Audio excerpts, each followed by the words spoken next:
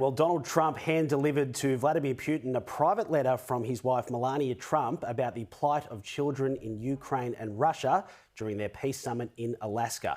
She writes, and I quote, "We must strive to paint a dignity-filled world for all so that every soul may wake to peace and so that the future itself is perfectly guarded. In protecting the innocence of these children, you will do more than serve Russia alone. You serve humanity itself." Joining us now is the host of Brad versus Everyone podcast, Brad Polumbo. Brad, great to have you with us. And Melania certainly has been front and centre of this push for peace and the end of the war between Russia and Ukraine. Yeah, she has been. And it was a really beautiful letter. I read it before we came on air. I really would hope that Putin would listen, but I have to be honest, I'm not optimistic that there's much of a moral compass left in that man to be persuaded by anything. It can't hurt to try, and I've always thought Melania Trump gets a bad rap and is actually a remarkably graceful first lady, but mainstream media here doesn't treat her that way. It is somewhat disappointing, though, because a lot of us were looking at this summit with Putin and hoping that we would come away with some kind of ceasefire deal or some sort of next steps, but it doesn't look like that breakthrough has happened yet. But we're all, I think, rooting for that to happen sooner rather than later so that Russia's awful, evil invasion of Ukraine can come to an end.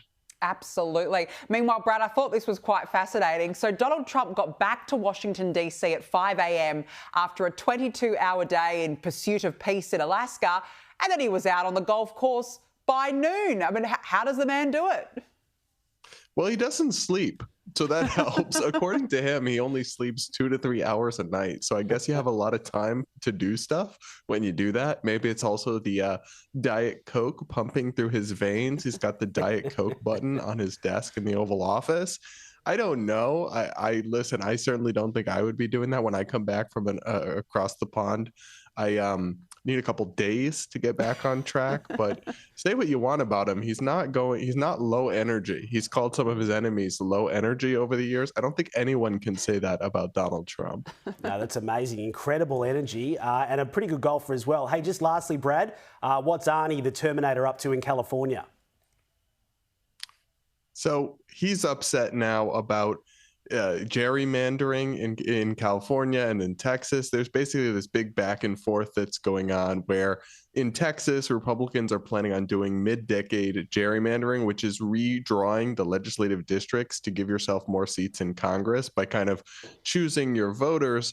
This is something Democrats have historically been against and wanted to ban, but now they're saying they will do it too in response. So Arnold is out here criticizing Trump and Gavin Newsom for doing it.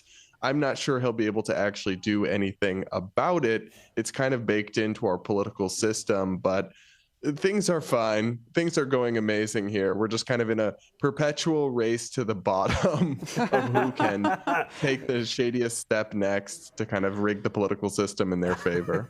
Yeah, I mean, do we expect anything else from the pin-up boy for stupidity, Newsom? No, absolutely not. Brad, before we let you go, I've got to say the protests in Washington, D.C. against Trump's crime crackdown, they just look so sad and tragic. Here was one on the weekend.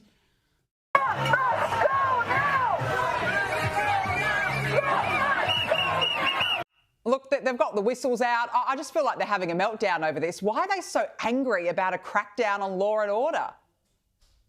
Yeah, it's interesting these same crowds didn't come out when people I personally know who work in D.C. were brutally attacked and stabbed in random attacks by people who had just been released by local officials after being arrested the day before. Funny how that didn't draw the same crowd.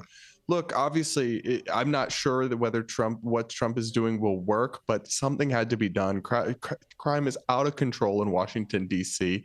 Everyone knows it. And it's interesting when you watch local news interviews with Black local residents, not activists, not woke people. A lot of them are actually glad to have more police around because they're the ones affected by crime in Washington, D.C. the most. Yeah, absolutely. It's just the left that seem to be in this bizarre state of delusion about it. Brad Polumbo, great to see you as always. Thank you so much for joining us on the show this evening. Really appreciate it.